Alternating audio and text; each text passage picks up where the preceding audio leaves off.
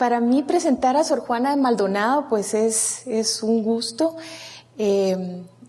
Cuando empecé yo a saber un poquito sobre Sor Juana de Maldonado, empecé a darme cuenta que se decían muchas cosas que no eran, porque lo que se sabe de ella hasta ahora es que era una mujer guapísima, que cantaba, que todo el mundo estaba enamorada de ella, y pues fue una señora que murió casi a los 70 años, ya era una mujer anciana, y muchas de las cosas de ella pues no son ciertas. Voy a empezar con lo que son los mitos, o sea, las cosas que se dicen de ella, lo que la gente cree, lo que se ha escrito en distintos libros, y poco a poco pues les voy a ir explicando lo que yo he encontrado en ciertos documentos, las cosas que hay, y ustedes pues serán el público y dirán qué es cierto y qué es lo que realmente fue Sor Juana. Desgraciadamente no sabemos cómo era, no sabemos cómo se veía, la evidencia del cuadro que se pintó de ella se perdió. Entonces por esa razón tengo estos ojos, unos ojos que no son de nadie, para que nos imaginemos que Sor Juana en realidad es algo etéreo, efímero. La primera noticia que tenemos sobre Sor Juana nos la da Thomas Gage. Thomas Gage es un inglés, él nace en Inglaterra, hijo de una familia católica, pero es una Inglaterra protestante. Es una Inglaterra donde pues hay una religión, la religión del rey, y por eso la religión es muy importante. Sus padres quieren que este señor se convierta en un jesuita, lo mandan al continente, en el continente decide no hacer caso a la familia, se vuelve dominico, y haciendo un dominico, los religiosos le dicen que quieren que vaya con ellos y que los ayude a evangelizar en Manila. Como era prohibido que personas que no fueran españolas subieran a los barcos y fueran a los territorios españoles, entonces Thomas Gage pues lo esconden entre un barril y lo suben al barco.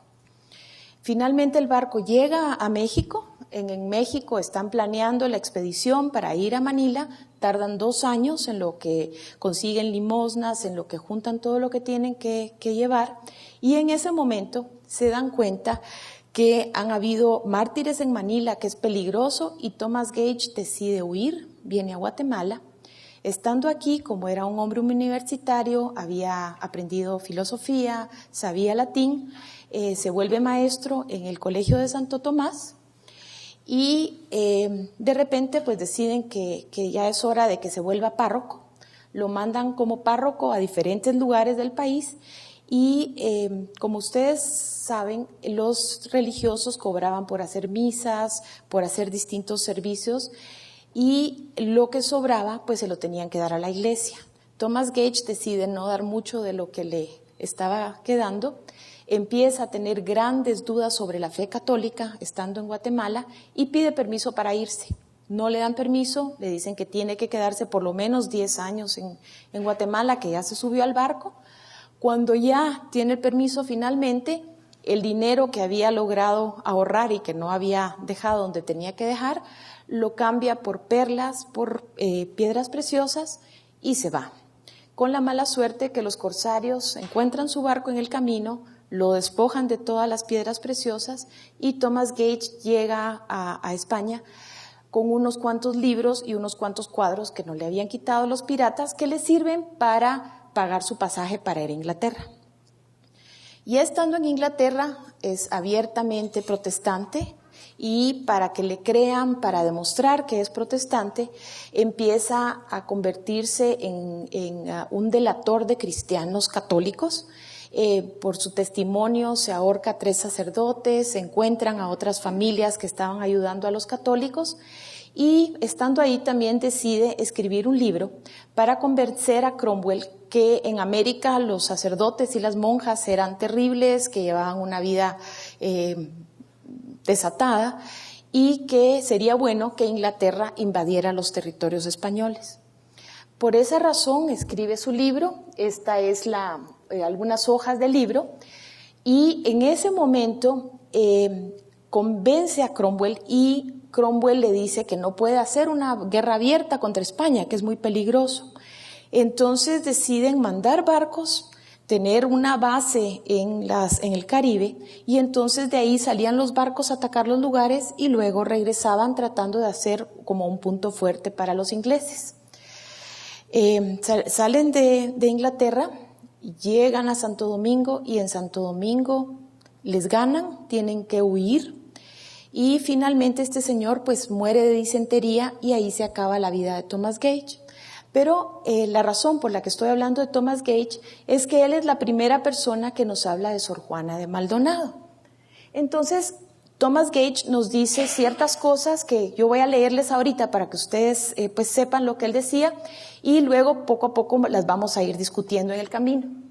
Él decía que las religiosas son profesas, traen consigo sus dotes, 500 ducados por lo menos, algunas 600, otras 700 y algunas hasta 1000, cuyos usufructos vienen a convertirse en una enorme renta anual. En este convento, o sea, en la Concepción, vivió doña Juana de Maldonado, la hija del juez Juan Maldonado de Paz, a quien el obispo apreció muchísimo.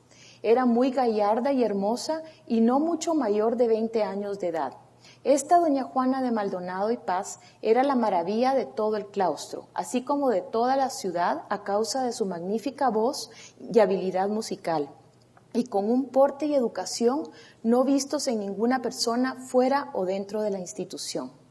Nos sigue diciendo Thomas Gage de esta religiosa: hablaba muy bien y sobre todas una calíope o musa para ingeniosos y súbitos versos que conmovían al obispo, que se deleitaba con su compañía y su conversación.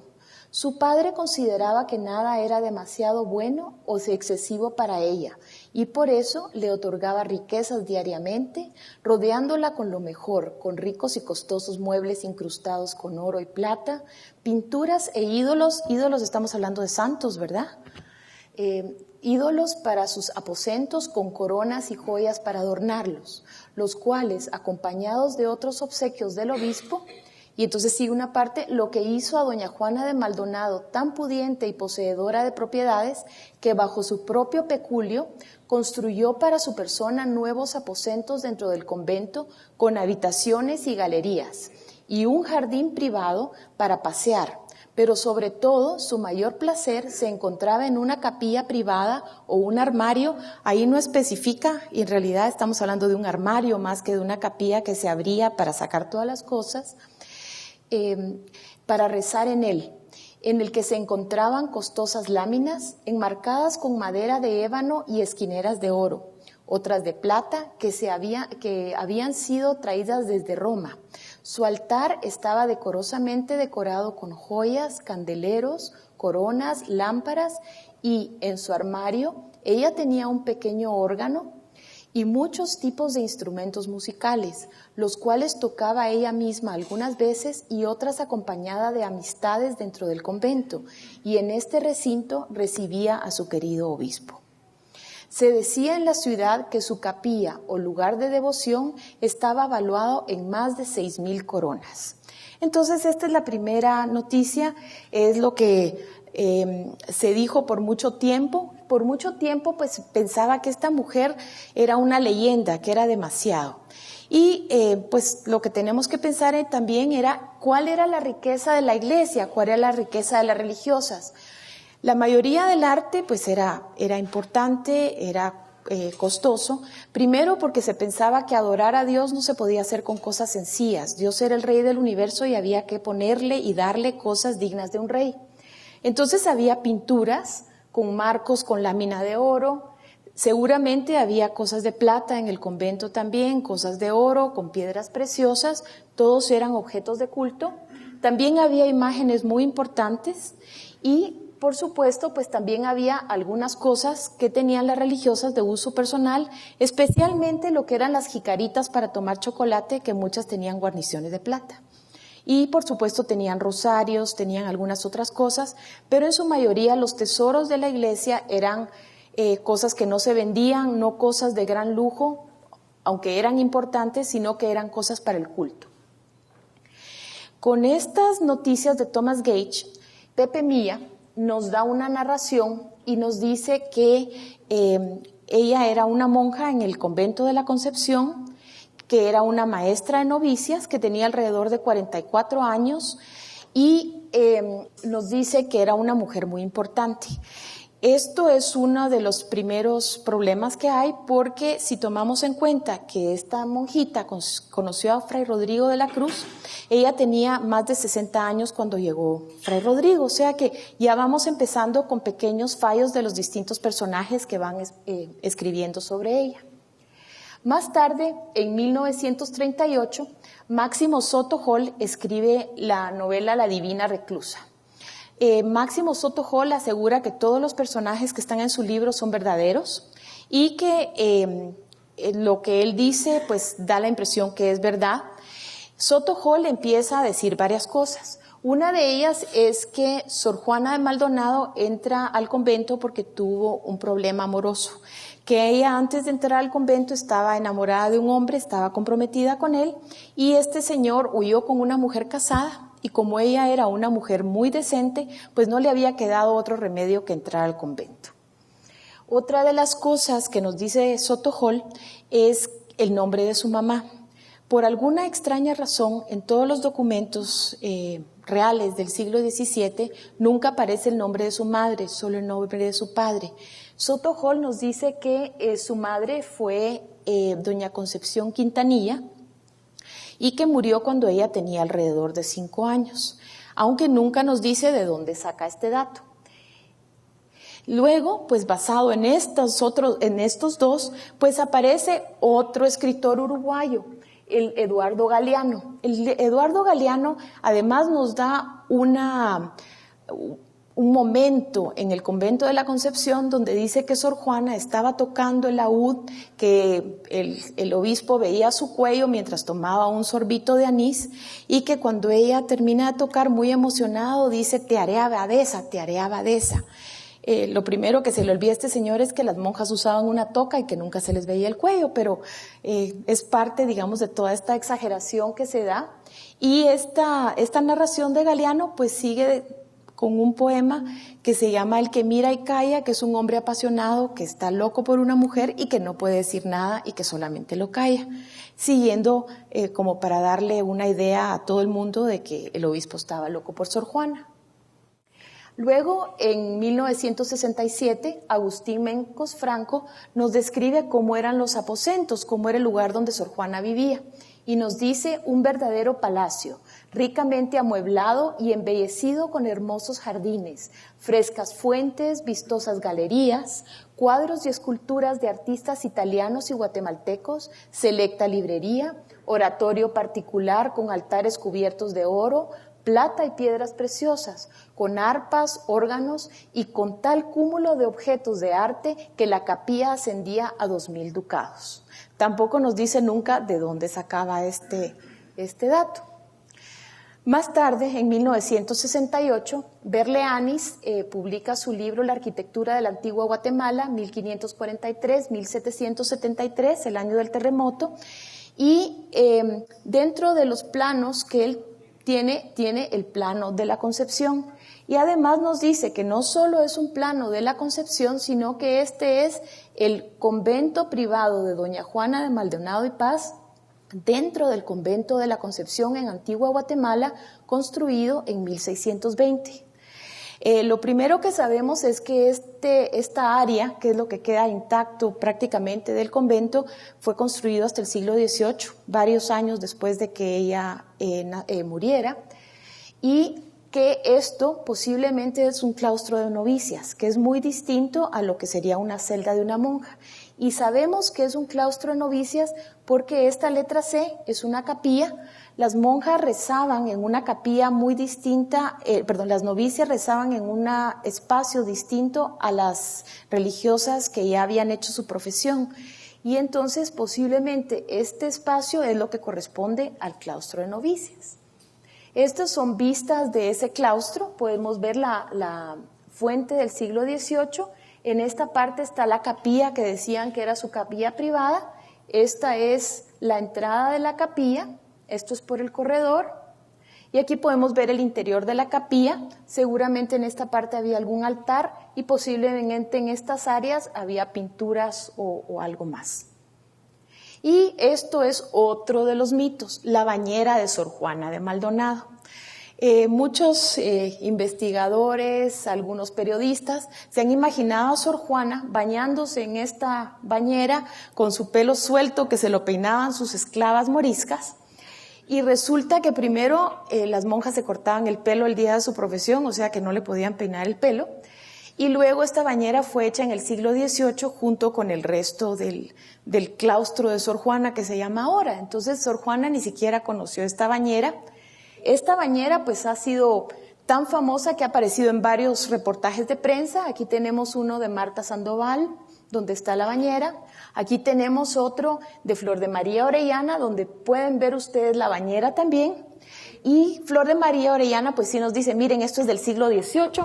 Entonces vamos a ver cómo las distintas leyendas que hay alrededor de Sor Juana pues nos van diciendo diferentes cosas.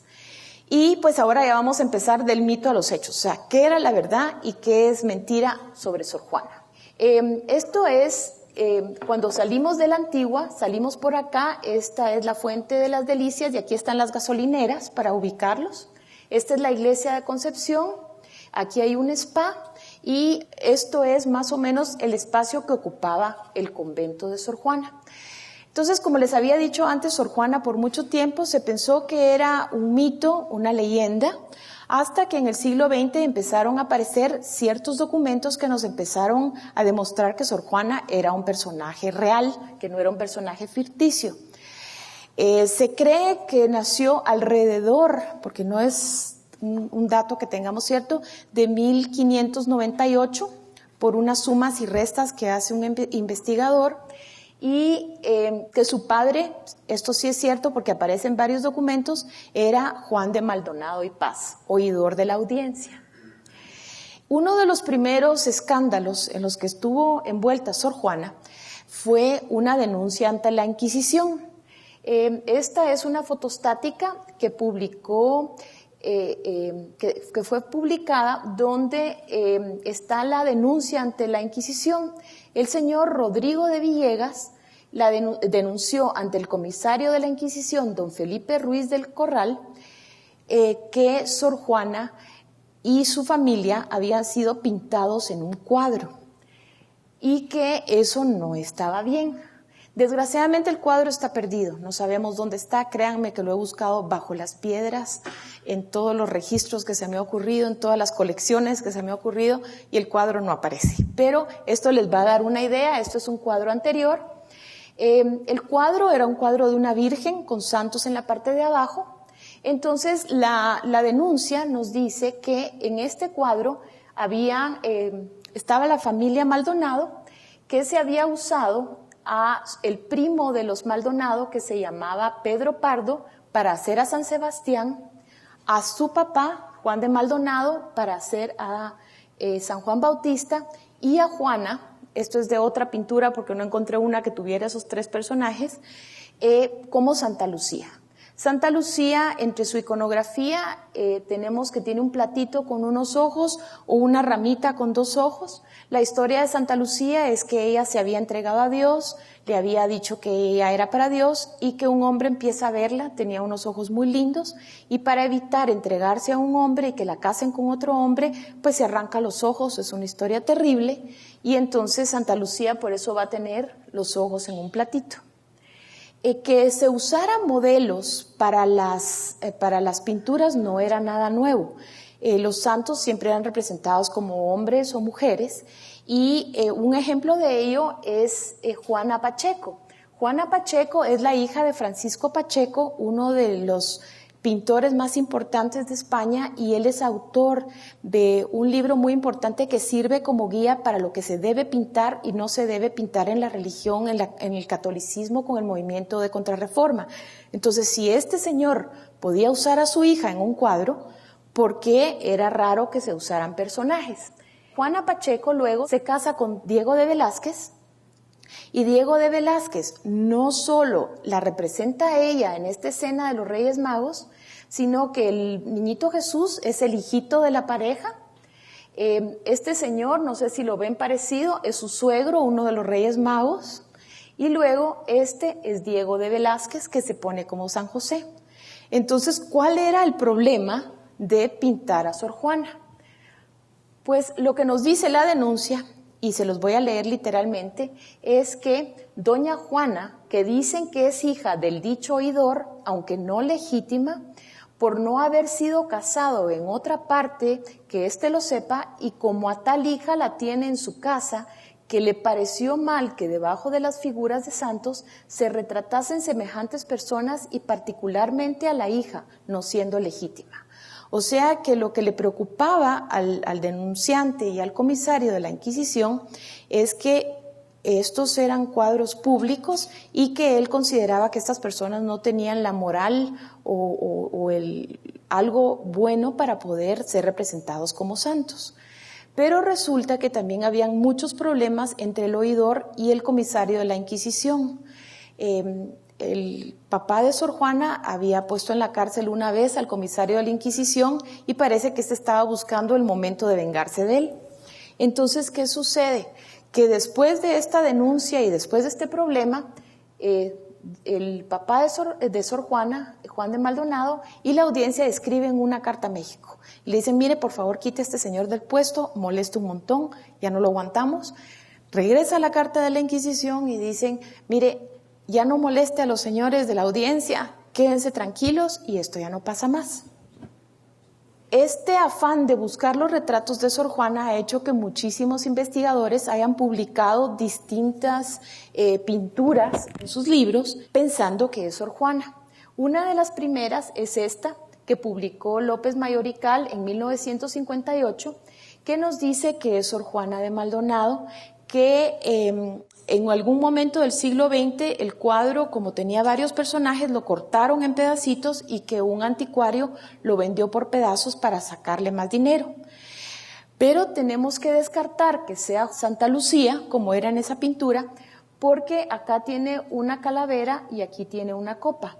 Y como les explicaba, Santa Lucía no tiene ni copas ni calaveras, sino que estos son atributos de María Magdalena, como penitente. Luego, pues otra de las pinturas que dicen que era Sor Juana Maldonado, pues nos dice Mariano López Mayorical en 1958 que posiblemente esto es el retrato, los pedazos recortados, y él cuenta en su libro que la dueña de esta pintura tenía 3 pinturas, 2 caballeros que podrían ser San Juan y San Sebastián y Santa Lucía, que era pero se sabe que no es Santa Lucía, porque aquí tenemos, aunque no se ve muy bien, ese vaso, ese copón, que lo vamos a ver en otra pintura después, que es de María Magdalena Penitente. Años más tarde, don Manuel Montúfar Aparicio nos dice que este es el retrato de Juana de Maldonado y además se lo atribuye a Francisco de Montúfar y Bravo de Lagunas, uno de los pintores más importantes de la colonia. Esto es para que ustedes vean lo que es la iconografía de María Magdalena. Esta es una pintura del Museo Franz Mayer, esta es la pintura publicada en Guatemala y podemos ver que aquí está la copa o vaso de perfumes con que María Magdalena ungió a nuestro Señor y aquí la tenemos detrás y pueden ver cómo se parecen, incluso la iconografía pues siempre se pone como una dama con un corpiño, con las mangas bastante sueltas como está acá. Y entonces es María Magdalena, por lo cual se puede pues decir que no es Santa Lucía de ninguna manera. Y pues vamos ya al ingreso de Sor Juana al convento. Esta es la iglesia donde Sor Juana posiblemente rezaba en la Concepción. Y para explicarles un poquito sobre las religiosas y para que entendamos un poco sobre Juana de Maldonado, quiero explicarles que hay 2 tipos de religiosas. Las descalzas, que se llaman también recoletas o de vida común, que son las monjitas a las que estamos acostumbrados, la monjita humilde, vestidita de franciscana o de capuchina. Y había en la época colonial otro tipo de religiosas que se les llamaba urbanistas, calzadas o de vida particular. Estas religiosas seguían una regla no tan rígida como las anteriores y tenían ciertas diferencias. Sor Juana de Maldonado pertenecía a este tipo de religiosas. En ambos casos, las religiosas llevaban una vida de clausura, o sea, no podían salir del convento, rezaban adentro. y su rezo se daba en el coro, o sea, en un lugar cercano a la iglesia. Las descalzas tenían una regla muy estricta, tenían gran austeridad, debían guardar silencio, no podían hablar casi nunca, tenían que rezar todo el tiempo y además no tomaban chocolate. Ustedes dirán, ¿qué es eso del chocolate?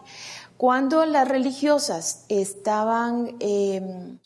tenían que pasar por ayunos, se prohibía el alimento sólido y el chocolate era considerado un alimento líquido. Entonces el ayuno era mucho más fácil tomando chocolate que sin tomar chocolate. Mientras que las otras religiosas pues seguían una regla menos estricta, podían tomar chocolate, también comían carne que las otras no podían. Las descalzas llevaban una vida en común en salas o recreación de labores, o sea, todas cosían juntas, almorzaban, comían juntas mientras les leían una lectura. Tenían una celda muy pequeñita a la que solo iban al final del día, mientras que las urbanistas tenían una celda que era bastante más grande, casi una casita, y no tenían esa vida en común que tenían las otras, solo rezaban juntas y luego iban a esta casita. Las descalzas comían juntas en silencio en los refectorios, que es el nombre de los comedores, y no comían carne, mientras que las urbanistas preparaban su propia comida, tenían su propia cocina y podían comer carne cuando no estaban en ayuno. Las descalzas realizaban todas las labores en salas especiales, mientras que las otras lo hacían en su propia celda. Las descalzas no tenían sirvientes o los sirvientes eran de todo el convento o de todo el monasterio, mientras que las religiosas urbanistas podían tener sirvientes y en muchos casos también tenían esclavas. La ropa de las descalzas era austera, con fibras muy rústicas que les causaba mucha picazón, comezón, de todo, mientras que la ropa de las urbanistas era mucho más finas y además también podían usar joyas, mientras que las otras no. Las descalzas dormían en tablones, vivían de la limosna. Las urbanistas podían tener ingresos personales, generalmente entraban al convento con una dote, o sea que y la dote podía ser en especie o podía ser una finquita que daba tanto al año o alguna otra propiedad que ayudara a mantenerlas dentro del convento. Las descalzas usaban sandalias, no es que fueran descalzas, pero sus pies estaban destapados y en Europa era especialmente difícil porque el frío de la nieve y todo pues les congelaba los dedos, mientras que las calzadas usaban zapatos, podían cubrirse los pies. Y pues la última diferencia es que la mayoría de las niñas que entraban para educarse en los conventos con las monjas vivían con las urbanistas, que eran las maestras, y las niñas vivían dentro de estas celdas donde las monjas vivían. Esta es la Concepción, es la fachada del convento de la Concepción, aunque Sor Juana no la conoció tampoco porque esta fachada se terminó en 1694 y Sor Juana ya había muerto para esa fecha. Esta es pues otra vista de la Concepción. Esta era la entrada principal y esta era la entrada como de servicio por donde entraba el frijol, la carne, la leña, todo ese tipo de cosas, y es más o menos el espacio que ocupó la Concepción, aunque sigue para este lado. Como novicia concepcionista, esto es cómo se vestía una novicia concepcionista, aunque tampoco es un retrato de Sor Juana porque no tenemos ninguno. Esta es una religiosa mexicana. Y hay varias cosas que dicen de por qué ella entró al convento. Víctor Manuel Díaz, en 1930, nos dice que una tempestad del alma la hizo renunciar al mundo y entró al convento de la Concepción en 1625. Como yo lo interpreto, una tempestad del alma puede ser cualquier cosa, puede ser caerse y estar a punto de morirse, puede ser un ofrecimiento por algo, o puede ser, como decían otros, un novio que no le hizo caso. Soto Hall utiliza este dato en La Divina Reclusa diciendo que Juana de Maldonado estaba comprometida con Santiago de Córdoba y que este caballero la había engañado, como les había dicho hace un momento, y que no le había quedado otra alternativa que entrar al convento. Y Díaz Vasconcelos en 1950 dice que no, que este señor llegó de México mucho después que Sor Juana haya entrado al convento, que ella ya tenía 6 años de estar en el convento y que no es cierto lo que nos dice Soto Hall. Lo que sabemos es que Sor Juana firmó su profesión en 1619, que tuvo que haber estado en el convento por lo menos 1 año, 2 años antes en el noviciado, y no sabemos o no existe alguna fuente que nos diga a ciencia cierta qué pasó o por qué entró al convento. Este es el libro de profesiones del convento. Lo compró a principios de siglo Mariano López Mayorical. Desgraciadamente estos libros no se sabe el paradero de ellos. Don Mariano ya murió para que nos dijera dónde están. Esta es la pasta del libro y esta es la hoja donde Sor Juana firma su profesión. En la parte baja tenemos la firma de Sor Juana y la de la maestra de novicias, que da fe que la señorita cumplió con todo lo que tenía que hacer y que era una persona digna para poder entrar al convento. Esto es una pintura de Casa Popeno, no es Sor Juana tampoco, pero podemos imaginarnos cómo era la sala donde la señorita estaba firmando su profesión al momento de entrar al convento. Así se vestían las religiosas al momento de hacer su profesión. Este es el hábito de las concepcionistas. Era muchísimo más elegante que el de otras órdenes religiosas. Ellas tienen una capa azul y la túnica blanca, y en algunos casos usaban este escapulario plisado que después se prohibió en la iglesia porque se consideraba que era demasiado lujo. Como la profesión es un momento en que la religiosa se ofrece a Cristo, se vuelve esposa de Cristo, pues se vestía como novia con una palma de flores y con una corona de flores. Esto es también otro hábito religioso de otra religiosa mexicana. Entre las cosas más importantes de las concepcionistas se encontraba el medallón, que solo se usaba en ceremonias especiales, no se usaba todos los días. Y pues tenemos también la capa azul y el hábito blanco, aunque podemos ver que esta señorita no tiene ni siquiera un hábito, sino que es casi un vestido con un corpiño y muy elegante. Las religiosas concepcionistas sí usaban joyas. Algunas veces se ponían perlitas o cuentas de vidrio en la orilla, que las cuentas de vidrio eran bastante caras, eran importadas. Y ellas consideraban que en la Biblia, en el Cantar de los Cantares, decía: qué bellas tus mejillas con los pendientes, tu cuello con los collares, te haremos pendientes de oro incrustados de plata. Entonces ellas, como novias de Cristo, ingresaban al convento vestidas con joyas. Entre las piezas más importantes de la concepcionista, como les decía, estaba el medallón, donde la monja mandaba pintar sus devociones más importantes. Y tenemos también la mano con los anillos, porque el anillo, pues las religiosas y los religiosos al momento de la profesión, pues se ponen un anillo, era parte de lo que se usaba en esa ceremonia, aunque eran bastante más finos de lo que se usa ahora. Aquí tenemos a Santa Gertrudis Magna. Entre sus atributos están los anillos. Ella tiene 7 anillos en las manos y podemos ver los anillos también que las religiosas usaban joyas. Este es otro de los retratos que se atribuye o que se piensa que es de Sor Juana de Maldonado. Este retrato apareció en el Diario de Centroamérica en una entrevista que Miguel Ángel Ortega le hizo a don Mariano López Mayorical. Definitivamente es una religiosa. Desgraciadamente me dijeron que había salido el 29 de marzo de 1924. No es cierto porque lo fui a buscar y el domingo nunca sale el diario oficial y esto fue un domingo, o sea que no sé en qué fecha salió y no he podido encontrar el artículo como para saber por qué don Mariano dice que esto es el retrato de Sor Juana de Maldonado. Otro de los retratos que se le atribuyen es este, dice supuesto ser la concepcionista Sor Juana de Maldonado y Paz. Podemos compararlo con Madre María Teresa de la Santísima Trinidad, una carmelita muy importante de Guatemala, aunque de mucho tiempo después, y podemos ver que el velo y todo lo que ella usa es muy parecido al que usa esta otra religiosa. Entonces, por eso se puede descartar que no es una concepcionista, sino que se trata de una carmelita. Entre los documentos que empiezan a decirnos que Sor Juana existe, está este.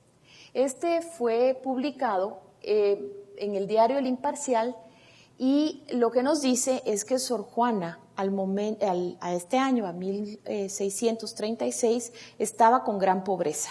que no había podido pagar su dote, o sea, el dinero que se necesitaba para entrar al convento, que no tenía dinero para las velas, las monjas tenían que usar velas todo el tiempo y acuérdense que no había electricidad tampoco, y que tampoco tenía dinero para pagar la sacristía. Entonces, de lo que se trata este documento que encontró Joaquín Pardo es que dice que el papá de Sor Juana había sido llamado por el rey a servir a México, que había dejado abandonada a su hija en Guatemala, que su hija estaba con muchos problemas de dinero y que su papá tampoco había cobrado todo el dinero que la corona le debía y que por eso se le daba una renta anual de 500 tostones para que ella pudiera suplir sus necesidades. Y el primer año pues le cobran un impuesto de la mitad, o sea que el primer año no le llegó todo lo que le dice el rey, y además dice que siendo su padre benemérito y esta mujer benemérita, o sea bien portada, pues que se merece este dinero que le está concediendo la corona. 500 tostones anuales pues no nos dicen mucho. ¿Qué son 500 tostones?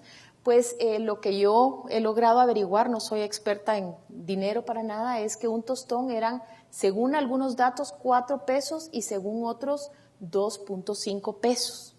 Entonces, lo que Sor Juana recibía al año eran 1,250 pesos si eran de 2.5 o 2,000 pesos si eran de 4 pesos, y eso no alcanzaba para mucho. Parece que un peón más o menos ganaba de 2 a 2.5 pesos diarios, que no alcanzaba para mayor cosa, y estamos hablando que esta religiosa estaba recibiendo entre 3.55 o 5.68, dependiendo de la equivalencia. Un siglo después, porque estos son datos de 1700, pues entre 1,000 y 1,500 pesos era el valor de una casa sencilla en un barrio periférico de la ciudad de Antigua, o sea que eso nos da más o menos una forma de saber a qué equivalía este dinero. Nos dicen también que Sor Juana, según Gage, tenía gran habilidad para el canto y la música. Nos decía Gage que tenía una voz preciosa, que sabía tocar el órgano, que podía tocar varios instrumentos y que todos los tenía entre un armario. Si pensamos en el tamaño de los instrumentos musicales, pues podemos empezar a pensar cuántos instrumentos caben entre un armario, especialmente si había un órgano dentro del armario, por grande que sea el armario. Y esto me dio a mí, de alguna manera, una explicación de por qué Sor Juana pudo entrar al convento sin pagar su dote. Para los conventos era muy importante tener monjas cantoras y habían ciertos rezos que no podían hacerse si no se cantaban.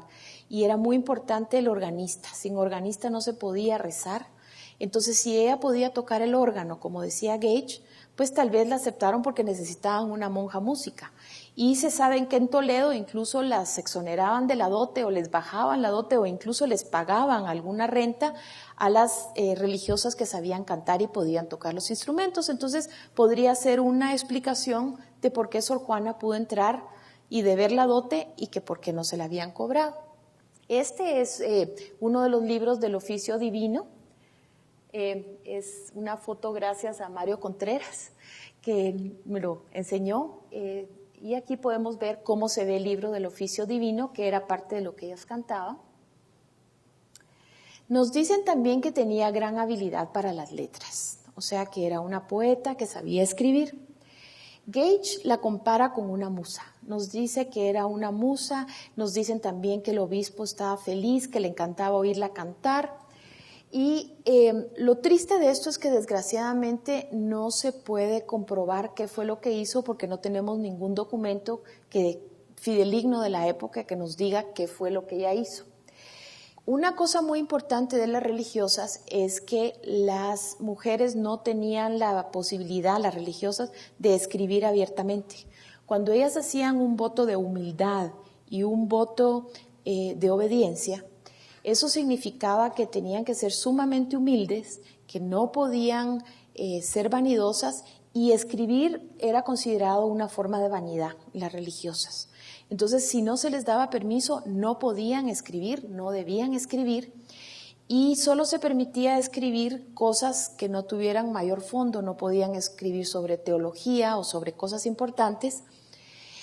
y se les permitía hacer poemas o obras de teatro sencillas, y también se pedía a las religiosas que tenían una vida espiritual de cierto tipo, pues que escribieran su vida, como es el caso de Santa Teresa de Jesús o Santa Teresa de Ávila, porque era importante que se juzgara si lo que ellas estaban viviendo era una cosa real o si lo que ellas estaban escribiendo era una herejía o si estaban imaginando todo esto para ser importantes para su comunidad, lo que las convertía en iluminadas, que era una cosa muy seria para la Inquisición, y la Inquisición las podía perseguir por eso. Entonces, por eso es importante pensar por qué escribió Sor Juana, qué hubo en la vida de Sor Juana para que le permitieran escribir, si es que escribió algo. El primero que nos habla de una obra de Sor Juana es Víctor Miguel Díaz, en el año de 1930. Él nos dice: sus confesores notaron el grado de su inteligencia desarrollada en el aislamiento y le aconsejaron que escribiera sus impresiones. Aceptó el consejo y días más tarde ponía en manos de aquellos la obra intitulada El Ángel de los Forasteros. Esa es la primera obra que se le atribuye. Este señor también nos dice, o da la impresión de decir, que no era muy educada, cuando nos dice: había leído pocos autores, pero suplió al cultivo de su inteligencia su ardiente inspiración y su natural talento. Más tarde, Agustín Mencos Franco la usa como el ejemplo de la mujer educada de la colonia, que las mujeres en la colonia sí tenían educación, y nos dice que era que su educación era esmerada, que era una mujer muy culta, pero ninguno de los dos nos dice de dónde sacó estos datos. Luego se le atribuyen una serie de escritos, y la historia va más o menos así.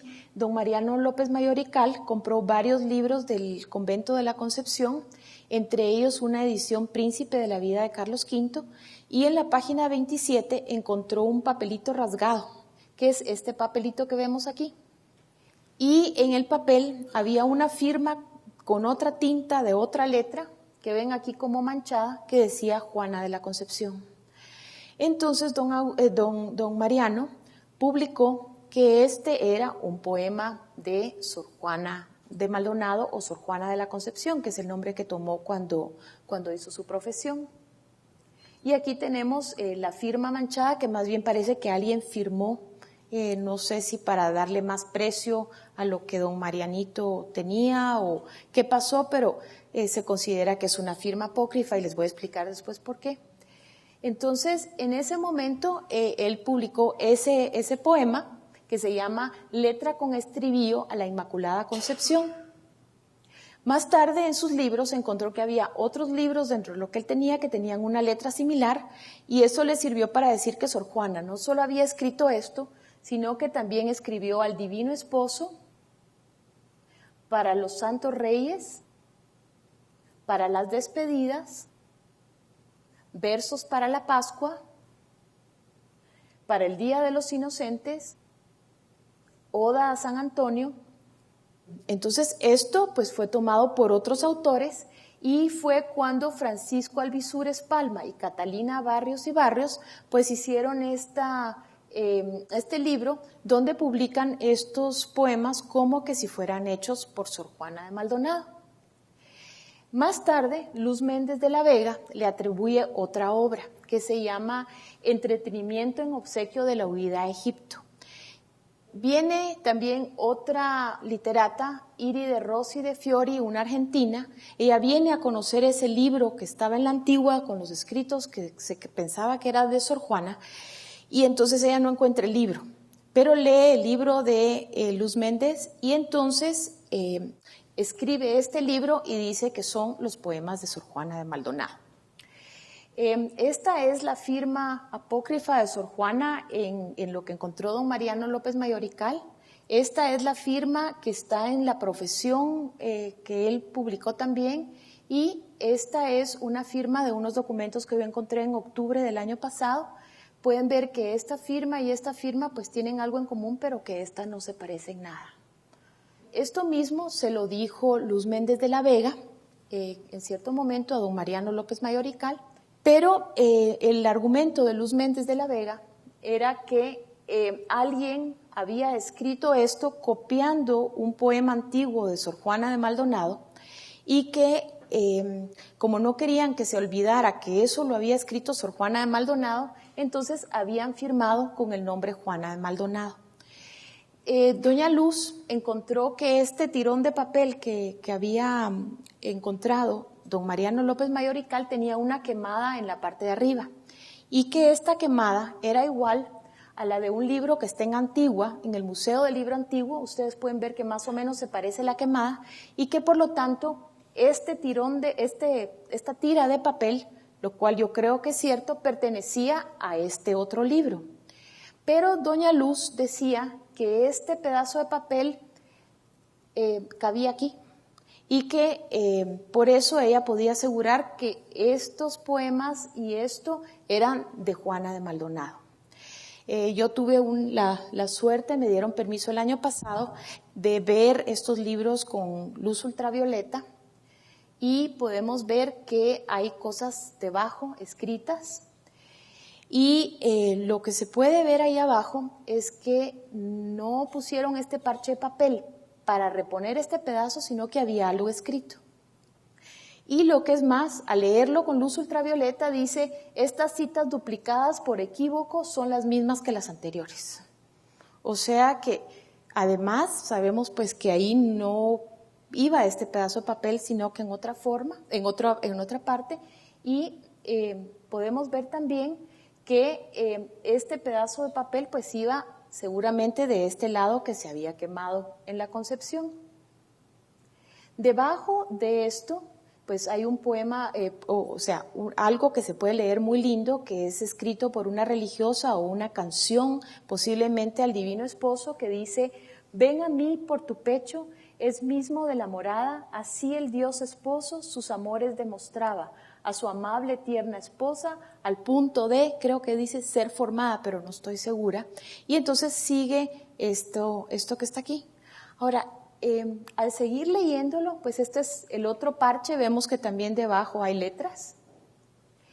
Esto es un acercamiento de la hoja que dice entretenimiento en obsequio de la huida a Egipto. Pero al irlo leyendo, yo sentí que esto no era literatura, sentí que era música. Y me llamó la atención porque al leerlo se repite todo el tiempo, van cantando, van con chinchines. Y me encontré que Luis Luján Muñoz ya había refutado que esto no eran poemas, que era música, y que pues era una opinión que yo respeto muchísimo. Y entonces, entre todo el texto se encuentra todo el tiempo que van cantando, que van bailando, y parece que la equivocación de Luz Méndez fue que ella encontró en muchos lugares octavas y décimas, que son términos que se usan en la poesía. Pero consultando con Dieter, muchas gracias Dieter, me dijo también que también se usaban en música. Entonces que pues esto suma un poquito. Y entonces vemos que aquí dice, cantaban por dentro, y luego tenemos, aquí están hablando, imitando la voz de un indígena, entonces dice, no señor, si son las madres, trae de sus tambores y sus pitos, son las monjas con tamborcito y pitos cantando estos versitos. Toma el indio la maleta del señor San José y paseándose van cantando dos de las monjas estos versos. Se van entrando todos, el indio con la maleta, todo bailando detrás y cantando. O sea, todo el tiempo dice cantando, bailando. Pero una cosa más interesante todavía es que dice citas para acomodarlo a una música italiana para la Virgen. Y otra cosa más interesante es que dice, en esta parte, pedidos por mi hermana Micaela para la Concepción, o sea, por una monja que se llamaba Micaela, que he estado buscando en el archivo arquidiocesano y de esta época del siglo XIX a la que pertenecen estas cosas, he encontrado como 14 Micaelas, entonces no sé cuál es la Micaela, pero todavía más interesante es que dice pedidos por Juan de Jesús Fernández para cantarlos en la Concepción, esta y los siguientes. Este señor era un compositor muy importante del siglo XIX, compuso monjas para conventos, entonces posiblemente él podría ser el autor de toda esta música que hemos estado viendo. Entonces tenemos muchísimas obras que se le atribuyen a Sor Juana. Tenemos El Ángel de los Forasteros, que ya mencioné, Tierna Despedida, Cantos de Navidad, Redondías, La Bondad de los Ángeles, Pecados de Conciencia, Recuerdos Religiosos, Elegía, Villancicos y versos dedicados a Santa Catalina. ¿De dónde salen estos nombres y quién lo dice? Pues hay muchísimos autores, Carmen Idígoras, Pardo, hay cantidad de autores que nos van dando distintos nombres, pero todos dicen que el origen se da porque se pide en el siglo XVIII a un religioso que se llamaba Antonio de Arochena que haga un listado de los escritores importantes de la provincia del Dulce Nombre de Jesús, que es la provincia franciscana. Entonces, este libro está desaparecido. Hasta 1961 hubo una persona en México que dijo que lo había encontrado, solo dio un pedacito, pero no se sabe dónde está. Entonces, este libro luego se sabe que lo tomó don José Guiara y Eriwen para escribir la Biblioteca Mexicana en 1740, y en ese libro luego se basó otro religioso que es José Mariano Bernstein y Sosa, y me costó muchísimo encontrar este libro. Finalmente lo logré encontrar con el SUS, pensando que ahí iba a encontrar los poemas de Sor Juana, y me encontré que en este libro solo se habla de hombres. No hay ninguna mujer que haya escrito nada, no se menciona ninguna monja. Entonces, al seguir buscando, pues encontré que hay otro dato que nos dice Víctor Miguel Díaz en 1930, que también este mismo religioso, Antonio de Arochena, escribió un catálogo sobre las religiosas importantes del periodo colonial, que es posible que ahí estén los versos de Sor Juana, pero el libro también está perdido en bibliotecas, se escribía a España, escribía a un montón de lugares y no encuentran, o sea, no se sabe del libro, pero podría ser una pista de dónde sale esta información. Así que, desgraciadamente, las obras de Sor Juana, pues no hemos encontrado la fuente que nos diga qué escribió o dónde lo escribió, a pesar de que muchas personas le han atribuido distintas obras. Sabemos también que Sor Juana pues ocupó distintos puestos en el convento, algunas veces puestos más altos que otras, y lo sabemos por distintos documentos. Esta es la forma en que se escribían los documentos importantes en el convento. Para certificarlos tenían que ir firmados por todas las personas elegidas para la dirigencia del convento. Entonces teníamos a la abadesa, teníamos a la vicaria y luego a las definidoras. Y aquí pues nos dice que está la vicaria, las definidoras, y que todas notariamos, y entonces van diciendo qué fue lo que pasó. Entonces aquí tenemos a Juana de la Concepción o Juana de Maldonado como una de las definidoras. Aquí tenemos su firma. Nos cuenta también Thomas Gage que hubo una elección terrible en la antigua, donde Sor Juana fue electa, pero que el obispo se empeñaba en volverla abadesa y que él hizo todo lo posible, pero que el pueblo se levantó casi en armas y que ella tuvo que desistir. De los pocos documentos de la Concepción, el único problema de elecciones en el convento que yo encontré databa de 1632. Lo que sucede es que Thomas Gage decía que el obispo, que estaba loco por ella y que se había quedado en la ruina por darle cosas, era el que la había apoyado, y ese obispo ya había muerto para ya había salido de Guatemala para 1632, que es este religioso, Fray Juan de Zapata. Durante esta época, en los libros de elecciones que tenemos, no hay ningún escándalo, ninguna cosa, sino que es hasta el siguiente periodo, cuando Agustín Ugarte y Saravia anula unas elecciones porque dice que no está bien asentado en los libros del convento. Pero una cosa interesante es que José Manuel Díaz, que tampoco nos dice de dónde saca esta historia, nos cuenta que hubo una elección en el convento de la Concepción y que salió elegida Sor Juana, pero que eso no le había parecido a las monjas mayores y que las monjas mayores se habían aliado con las monjas de Santa Catarina, que es otro convento de la Antigua que también era de monjas concepcionistas, y que cuando se vio todo este relajo, una de las del partido de Sor Juana le pidió al campanero que tocara la campana y que tocara y que tocara y que tocara, y que la gente del pueblo se alarmó mucho y que llegó a la Plaza de la Concepción armada de palos y todo lo que pudo para, según ellos, defender a las monjas. Y esto es importante tomarlo en cuenta porque las campanas eran un símbolo de que algo malo estaba pasando en la ciudad. Entonces, un toque de campanas en la puerta de la ciudad, que era Concepción, donde el campanero se prendía de la campana, pues podía ser que estaban entrando, que estaban atacando o algo a la ciudad. Entonces, lo que nos cuenta este investigador es que sacan al campanero a patadas del convento, que por poco lo apedrean, y que finalmente Sor Juana pues ya no queda electa. Entonces, ya yendo al problema que hubo en 1632, en el libro de lecciones dice que hubo un problema con una monja electa que no estaba bien puesto en el libro de lecciones, pero la monja no se llama Juana de la Concepción, se llama Juana de la Trinidad. Entonces, quién sabe si Gage oyó, pues una Juana fue la del lío y la puso, o si pasó alguna otra cosa.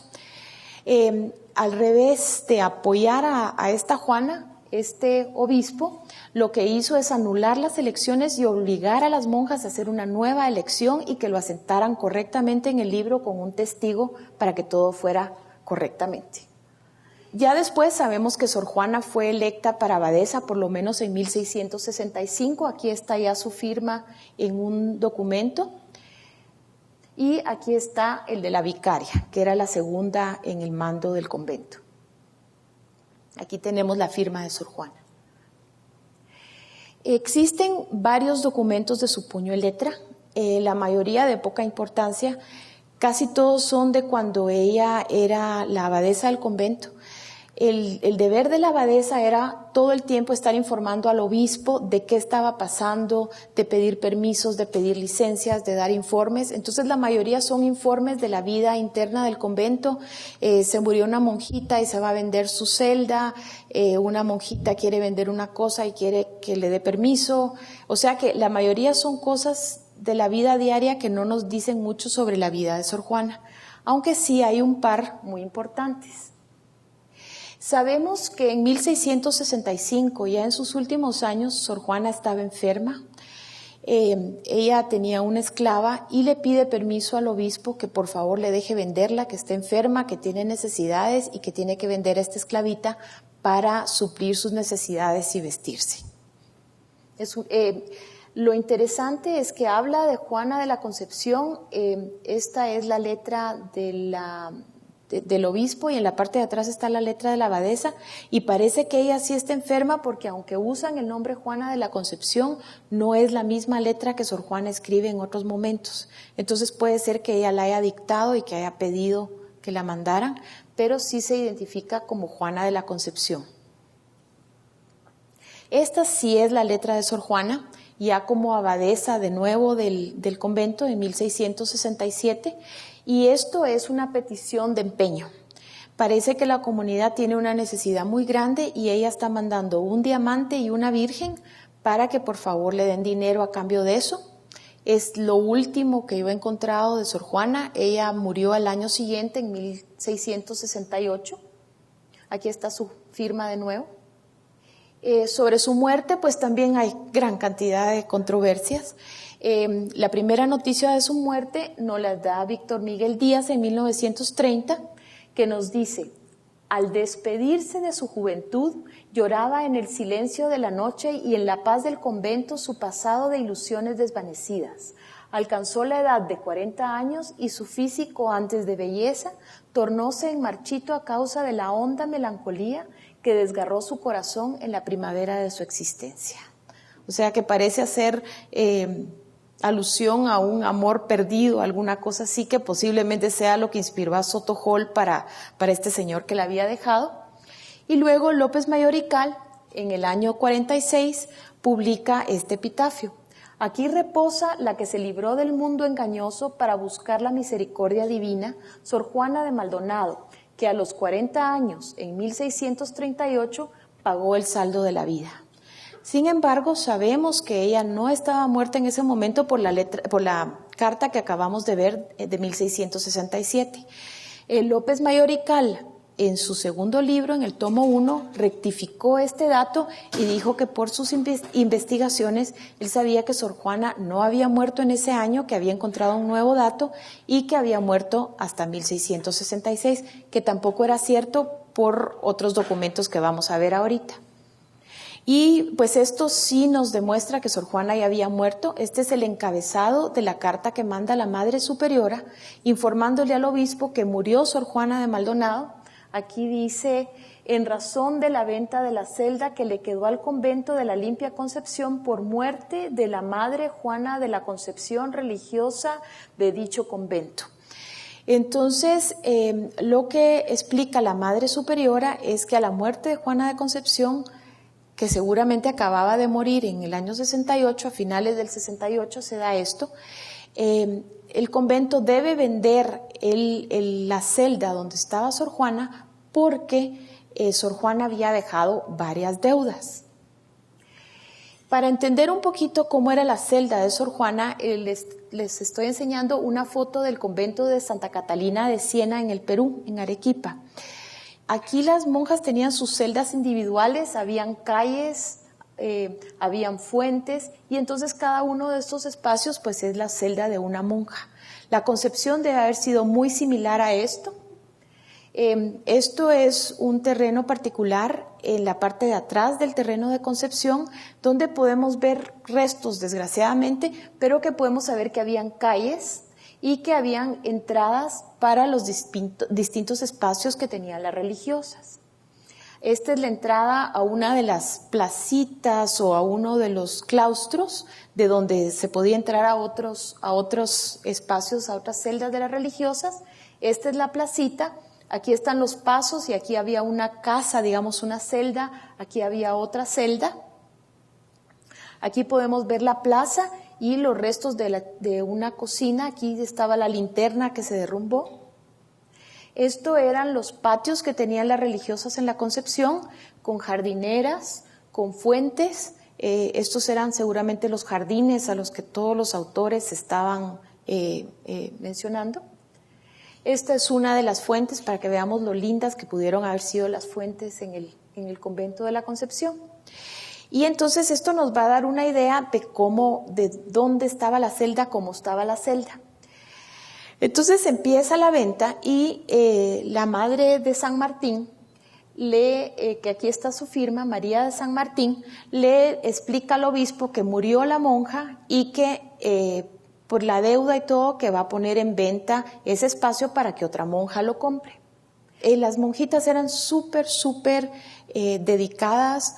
Todo está documentadísimo. Entonces lo primero que hay es la presidenta, o sea, la que preside sobre lo que dejó Sor Juana, que era la religiosa de la Asunción, que dice que después de vender las alhajas de Sor Juana, que sí tenía alhajas, quedan todas estas deudas y que se deben 419 pesos. Entonces aquí ponen a Jerónima de San Pedro se le deben 100 pesos y se le pagaron 30. A fulanita se le pagó tanto. Entonces hay un orden que vamos a ver que después están todos los recibos de las monjitas que dicen que ya se los pagaron.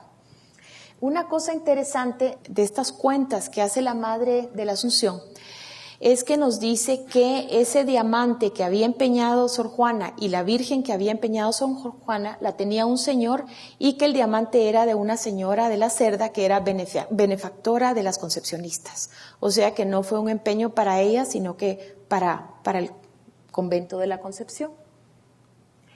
Después, las monjas todas certifican las deudas que les consta y entonces aquí están las firmas de todas las religiosas elegidas del convento diciendo que les consta que hay deudas de la monjita de Madre Juana, de Sor Juana de la Concepción o Sor Juana de Maldonado y que están de acuerdo en que se vendan las cosas para saldar la deuda. Aquí pues dicen que se le debía a cada uno. Luego, la primera interesada en comprar el espacio es Sor Tomasa de San Pedro. Sor Tomasa de San Pedro le escribe una carta al obispo y le dice, mire, yo quiero comprar, un benefactor, mi pariente que es religioso me da los 200 adelantados y mi mamá me da los 250 que hacen falta, y el pariente da el dinero y entra a las cajas de la Concepción. No se sabe por qué esta hermana no pudo pagar el resto. Entonces luego vamos a encontrar una carta del obispo que dice, devuélvanle a Sor Tomasa para su beneficio lo que pagó. Aquí está la forma de pago y aquí está lo que dice el obispo, que se le devuelve el dinero de las cajas de la Concepción a Sor Tomasa para que se ponga a la venta de nuevo. La siguiente interesada es doña Marina de Medellía. Ella estaba tratando de comprar este espacio para sus 2 hijas. Se compraba por 2 vidas, porque dependía quién moría de último. O sea, era la vida de una y la vida de la otra. Entonces, la señora de Medellía trata de comprar esto, va a conocer lo que era la celda de Sor Juana y dice que no está muy a su propósito, que no le parece mucho, y la deja ir. Y entonces aquí está la señora de Medellía que desiste de comprarla, y tenemos la última oferta, que es la tercera, es la vencida, por 450 pesos de un alférez que la quiere comprar para su hija y para otra ocupante, o sea, por 2 vidas. Para que ustedes vean lo complicado que era, el alférez pide permiso a la monja le pide permiso al obispo, el obispo le da permiso de entrar, igual salen, luego entran los albañiles a evaluar, los carpinteros a evaluar, le dan un precio y entonces el señor ya compra el espacio para su hija. Y esto es un documento que está en el Archivo General de Centroamérica, que lo publicó Toledo Palomo, donde se hace la compra de la celda para la hija de este señor. Dice también el documento que esto se lleva a cabo en el locutorio. El locutorio era el lugar donde las monjas entraban en contacto con sus administradores, con sus abogados, o sea, en el caso de este que era un notario. Este es un exvoto, pero nos da la idea de las monjas detrás de la reja. A veces había hasta una tela negra aquí para que no se pudiera ver para adentro. Y las visitas del otro lado fue así como se firma el documento que se encuentra en el Archivo de Centroamérica. Y en este documento lo interesante es que se describe cómo era la celda de Sor Juana, muy distinto a lo que decía Anis. Nos dice que es de 2 pisos, o sea, una celda de altillos, que en el segundo piso tenía 2 habitaciones con un pasadizo y una escalera para abajo, y que había en la parte de abajo un corredor y que habían algunas habitaciones, que había pilas y que había una cocina. El papá de Sor Juana permite a otra monja que viva en la parte de abajo, entonces lo que está a la venta es únicamente la parte de arriba, que no tenía los servicios que necesitaba la hija del alférez. Entonces convencen a otra religiosa para que les venda parte de la cocina que estaba abajo y parte de las pilas, que le van a dar el dinero y luego 100 pesos más para condicionar para que los de arriba y las de abajo tengan todos los servicios necesarios. Y entonces aquí está la firma de Margarita de San Juan, que dice que le pagaron lo que le tenían que pagar y que ya vendieron la celda. Y aquí tenemos todos los recibos, ya que habían pagado. Aquí hay uno: recibí de nuestra madre abadesa de Ana de Santa María 25 pesos que me debía la madre Juana de la Concepción difunta, y por ser verdad lo firmé en 21 de octubre de 1669 años. Entonces aquí tenemos pues el documento de nuevo con todas las que están firmando, que ya están tranquilas, que en descargo del alma de Sor Juana todas las deudas están pagadas. Luego el obispo, que ya se saldan todas las cuentas, que ya todo está bien, pues da un permiso para que se empiecen a hacer todos los rezos y todas las misas para el alma de Sor Juana. Y pues tenemos aquí la constancia del pago de cada una de las misas y los rezos que se hacen por el alma de Sor Juana. Aquí pues tenemos: recibí de la madre abadesa Ana de Santa María por 4 misas rezadas, de decir Y entonces así nos van diciendo en cada uno de estos recibos cómo se rezaron, si eran cantadas, si no eran cantadas, cómo eran las oraciones. Y pues ya para terminar, esta es la cripta debajo de la iglesia de la Concepción, donde tampoco estuvo Sor Juana, y pues quise terminar con el epitafio que le habían puesto, solo que quitándole lo de los 40 años. Aquí reposa la que se libró del mundo engañoso para buscar la misericordia divina. Así que muchísimas gracias.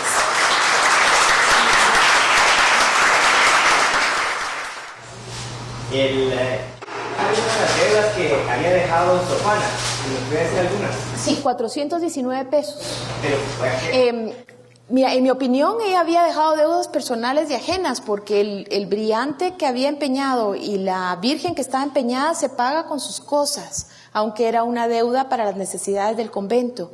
No hay mucho más, o sea, solo dice que se le debe a don Antonio de Cervantes y que se le debe tanto, y luego a las monjas, y hay uno de una criada que solo dice criada, 4 pesos, pero no se sabe mucho qué ocasionó esas deudas. Desgraciadamente están de lo más incompletos los documentos, entonces hay pedazos y aparece por un lado como el inventario, por otro lado las misas, entonces es como de ir juntando los pedacitos. Coralia, en primer lugar, felicitaciones Gracias. por tan completa y bien Gracias. ilustrada exposición. Gracias. Yo quería preguntarte realmente sobre la famosa pintura que tú sabes, tuvimos Ajá. el debate con otras publicaciones anteriores. Sí. ¿Será realmente que este pintor famoso, el papá de Antonio Montúfar, Ajá. Francisco de Montúfar Antonio. Bravo de Lagunas, La pintó. pintaría realmente la pintura No o sé- está desaparecida? no sé, ¿Cuál es Miguel. tu opinión? O sea, yo creo que la pintura está desaparecida por la forma en que están los santos, pero por lo general la descripción de la pintura de la Inquisición, o sea, de la denuncia, dice que había una señora que es la Virgen con los santos. Cuando está la Virgen y los santos, lo primero es que los santos no ven para abajo porque están inspirados hacia arriba, hacia lo divino. Entonces, si tú ves la vista, siempre va a estar elevada hacia la figura de la Madonna o dirigida hacia la Madonna. Y en este caso, pues, ella está de penitente viendo para abajo.